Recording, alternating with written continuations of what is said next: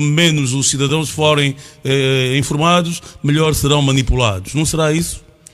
É uma questão cultural. Repara que nós, durante muito tempo, vivemos sob a lógica do secretismo. Havia muito essa lógica do segredo do Estado, e a informação era muito compartimentada e nem todo mundo tinha direito a acesso à informação. Informação era um privilégio e ela só tinha que estar acessível a determinado núcleo. Porque, como disseste, né, informação é poder e, portanto, era um privilégio ter acesso a ela. E essa cultura demora a ser banida, é uma questão até cultural ainda. Até pessoas que não estavam na máquina pública naquela altura entram para a administração pública, rapidamente são absorvidos por essa cultura do secretismo, do secretismo. E ele nem sabe por que faz segredo de coisas básicas que devem ser do conhecimento de todos. Nós vamos para uma reunião e vamos encontrar determinadas pessoas já dominam o tema que nós estamos aí a discutir e ficamos assim como meros espectadores. É uma questão cultural e isso tem que ser combatido. E nós vamos ver. Repare, por exemplo, a Assembleia Nacional. Dificilmente vais para o site da Assembleia Nacional e encontras lá todas as leis que eles aprovam. Não estão lá. Temos que ir para outros sítios à procura das leis que são aprovadas. E essa dificuldade. Em tempos eu liguei para o Instituto Nacional de Estatística, que tem sido muito colaborativo nesse sentido. Sempre que preciso de um dado, ligo, fornecemos. Mas tem uma informação nova que eles não tinham. Indicaram-me uma senhora que é diretora de um ministério qualquer. Eu pedi a ela um dado que eu precisava para trabalhar. E a senhora disse-me que tinha que receber a autorização da senhora ministra, que por acaso não estava em Angola, pela informação, um dado simples que em situações normais tinha que estar lá no site daquele ministério. Então, nós ainda temos esse problema. É uma questão cultural, Alves, e precisa-se trabalhar nas mentes das pessoas, que é para poder se desmantelar isso. Há muito essa lógica dos segredos. Isso aqui é uma questão cultural, vem lá do tempo da guerra. Isso é uma questão financeira. Porque este segredo favorece pessoas, não é? Tu tens um projeto de uma estrada que vai passar não sei das quantas.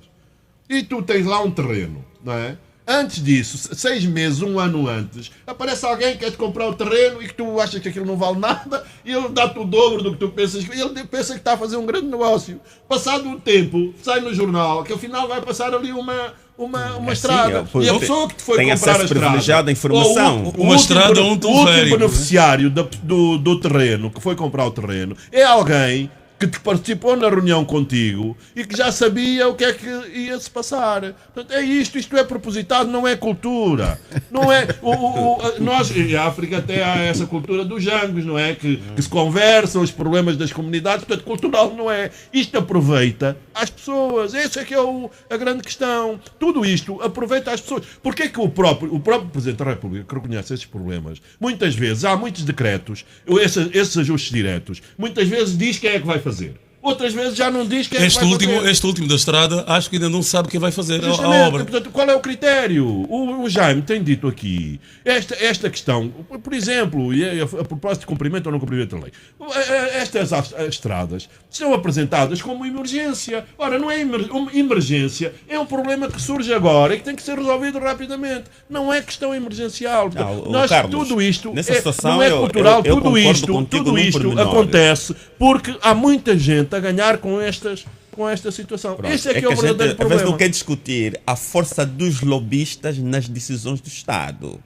Há muita gente a fazer lobby e o Ministério do Transporte não é do atual executivo. Os lobistas são eles próprios. Sempre foi assim. Os lobistas são os próprios ministros. É que têm negócios. Os lobistas são eles próprios. Lobby é quando tu tens alguém de fora que vai influenciar uma decisão em que eu não tenho interesse. Mas na verdade, a verdadeinha é que a maior parte das pessoas têm interesse, por isso eu defendo desde sempre a declaração de património e rendimentos. Não é suficiente porque podem pôr nos outros. Mas é por aí, Jaime. Isto não é uma questão cultural. Isto é uma questão.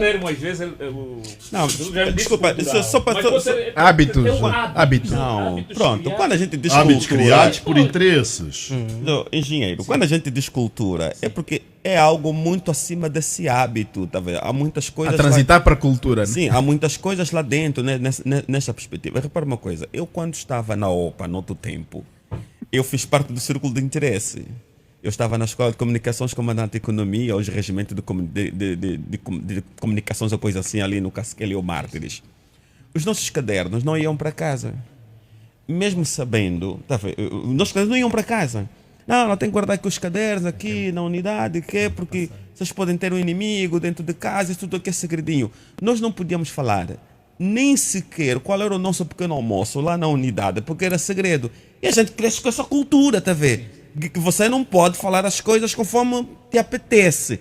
Essa cultura securitária, ela foi transferida para a máquina e a estrutura do próprio Estado. Então, é uma questão cultural e tem um elemento histórico, Carlos, em relação a isso. Agora, quando falamos nessa questão das emergências, a lei é clara sobre essa matéria. A emergência tem que ser uma situação não prevista, que não se pode imputar responsabilidade ao decisor daquela questão e que quando ela surge, ela tem um caráter de emergência que tem que ser resolvida e já. Quando houve aqui a decisão de se vedar o traçado ferroviário do Bungo ao novo aeroporto, é como tinha que abordar essa questão, eu fui estudar os relatórios e contas da empresa do caminho de ferro de Luanda. Aquelas inquietações que foram apresentadas já constam do relatório e conta de 2021. Quer dizer, emergência como tal não era nenhuma emergência. Agora, se aqueles relatórios, do ponto de vista do funcionamento das empresas, eu tenho que apresentar ao público, o ministro recebe o relatório, o Ministério das Finanças recebe o relatório, porque eles é que exerce a supervisão sobre essas empresas todas. Então, não viram que em 2021 o Conselho de Administração do Caminho de Ferro já apresentava aquelas inquietações? Então, quer dizer, a emergência como tal, conforme está definido na lei, para justificar aquela contratação, não havia efetivamente, porque não era uma situação imprevisível, que não se podia ser resolvida, que era imitigável, que não haviam mecanismos para antecipar o seu surgimento. Aqueles mercadinhos existem na linha férrea há muitos anos.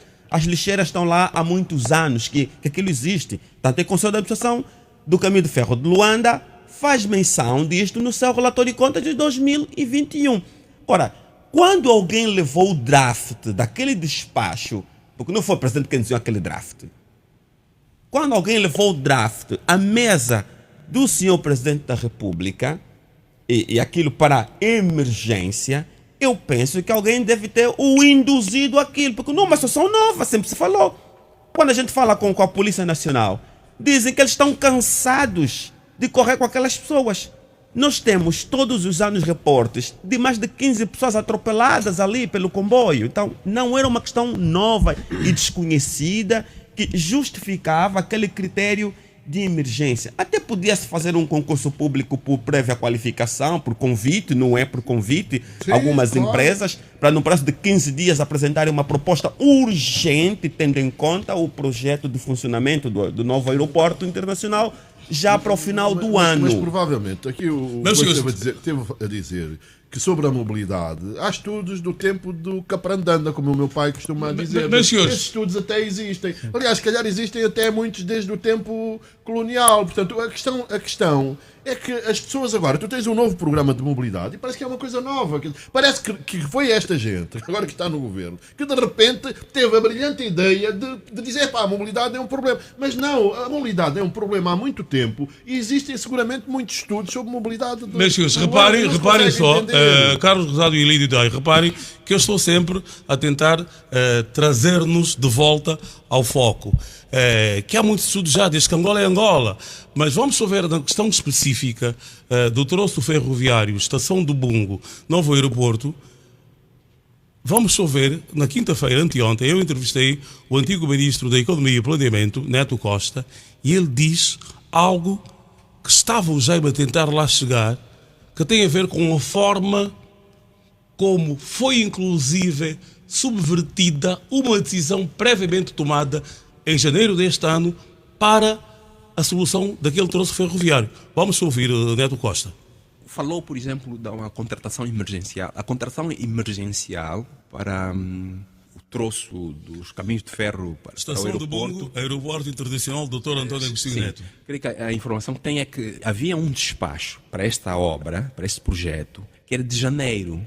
de janeiro, e creio que se referia, dava autorização para a contratação por prévia qualificação, creio.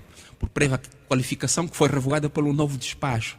Ora, se houve alguma negligência das entidades que deviam promover essa contratação por prévia qualificação, são entidades do Executivo. Ora, negligência de uma instituição do Executivo, nessa situação não se pode fazer recurso à contratação emergencial, porque não reúne os requisitos, porque foi o próprio Executivo que não contratou a tempo.